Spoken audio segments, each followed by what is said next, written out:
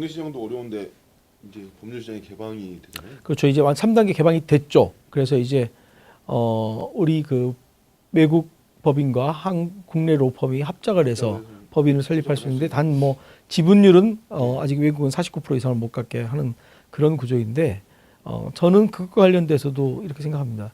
외국 로펌이 들어와서 한국 법률 시장에서 한국 법률 시장 잠식할 수 있겠는가라는 부분과 관련돼서 한국 기업의 특성이라든지 한국 그 의뢰인의 특성을 더 잘 아는 것은 한국 로펌이에요. 그리고 또 외국과 달리 한국의 변호사들은 아주 우수한 사람들입니다. 한국에서 변호사가 되기가 얼마나 어려운지는 옛날에 사법시험부터 지금 로스쿨 출신 변호사들이 숫자가 많다고 해서 그 능력이 결코 떨어지는 사람들이 아니에요. 우리 사회에서 정말로 우수한 인재들이 로스쿨에 가서 로스쿨 출신 변호사로서 지금 활동을 하고 있는 거거든요. 그렇게 우수한 인력이 있다는 것은 반대로 생각하면 외국의 변호사들과 경쟁을 해서 이길 수 있을 가능성이 있다는 거예요. 그러니까 FTA를 통해서 법률 시장이 개방됐다는 것은 우리 시장만 뚫린다는 게 아니라 상대방 시장도 열렸다는 거예요. 그러니까 우리 지금 변호사들에 대해서 세제라든지 그다음 외국한 관리라든지 다양한 각종 변호사에 대한 뭐 의무라든지 이런 규제를 과감하게 풀어주면 한국 로펌 중에서 대형 로펌은 국내 송무 시장이 아니라 해외로 진출해서 해외에서 경쟁을 해도 충분히 이길 수 있습니다. 저는 개인적으로는 우리나라 대형 로펌들이 외국 로펌과 경쟁을 해서 결코 뒤지지 않을 거 생각합니다. 우리가 보면은 지금도 아시아 뭐 세계 로펌 중에서 한국 로펌들이 등수 안에 들고 있거든요.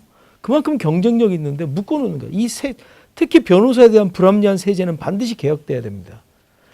돈이 있어야지 외국에 나가서 경쟁을 하는 건데 세금으로 다 그냥 나가버리고 하니까 이 대형 로펌이나 개인 사무실이나 변호사들의 세제는 완전히 개혁이 돼가지고 외국과의 경쟁에 있어서 힘을 실어줘야 되는 거죠. 힘을. 아니 또 손발 다 묶어놓고 싸워서 이기라고 하는 건 말이 안 되는 거죠. 그리고 저는 개인적으로 우리나라가 외국에 수출할 수 있는 상품 중에 가장 좋은 상품 중에 하나가 법률 서비스라고 생각합니다. 첫째, 어학 능력을 갖춘 변호사들이 많아요. 이건 로스쿨 제도가 도입되면서 로스쿨에 들어가기 위해서는 영어 점수가 아주 중요한 역할을 하고 있거든요. 어학의 능력을 갖춘 변호사들이 엄청나게 많습니다. 외국과 경쟁해서 어학에서 밀리지 않아요. 첫째. 저만 해도 영어를 안 하고 독일어로 사법시험을 준비한 사람이라 영어 잘 못합니다. 외국 로펌이 외국에 가서 사건을 맡겨도 저는 못해요. 근데 요즘 젊은 변호사들은 어학의 능력이 출중합니다. 경쟁할 수 있는 무기를 이미 갖추고 있습니다. 숫자도 많습니다. 국내에서 외국으로 나가서 경쟁할 수 있는 기회가 얼마든지 있거든요. 이런 거를 국가에서 이렇게 어학 능력 가지고 법률 전문성을 가지고 있고 또한 한국에서도 최고의 우수한 인재들로 구성되어 있는 변호사들이 해외 시장에 나가서 싸운다면은 저는 결코 지지 않을 거 생각해요. 단 지원이 있어야 된다는 거죠. 지원이. 그래서 저는 법률 시장이 개방된 것을 오히려 역으로 해외 시장 진출의 계기로 삼았으면 하는 생각이 있고 그렇게 하려면 개인 변호사들이 해외에 진출하는 건 쉽지 않아요. 대형 로펌이 진출을 해서 교두보를 확보해야 되는 거거든요. 우리가 전쟁을 할 때도 제일 처음에 폭격기로 가서 폭격하고 난 다음에 육군이 들어가서 정리하잖아요. 그러니까 대형 로펌이 가서 외국 시장과 경쟁을 할 수 있는 여건을 만들어주면 대형 로펌이 국내 시장에서 벗어나면 국내 법률 시장은 누가 책임지겠습니까? 이제 중소형 로펌이라든지 개인 사무실이 책임을 지는 거예요. 그러면 변호사 숫자를 인위적으로 줄이는 것보다 훨씬 시장이 넓어지는 겁니다. 파회를 키운 다음에 나눠 먹을 수 있게 만들어줘야 되는데 지금 너무 근시안적으로 변호사를 1,500명, 1,000명으로 줄이겠다. 저도 공약으로 그렇게 말을 했지만 변호사 숫자 줄이는 것은 우리 사회 전체적인 교육제도, 로스쿨과 관련된 교육제도와 관련돼 가지고 결코 쉬운 문제가 아니에요.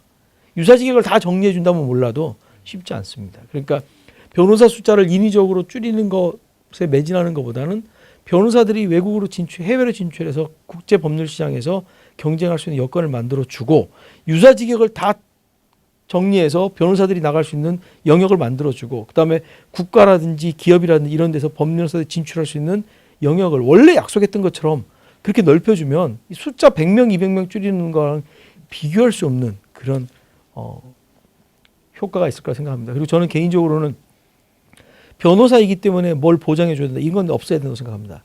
변호사 사법시험에 한번 붙었기 때문에 내가 변호사 자격을 한번 취득했기 때문에 평생을 먹고 산다.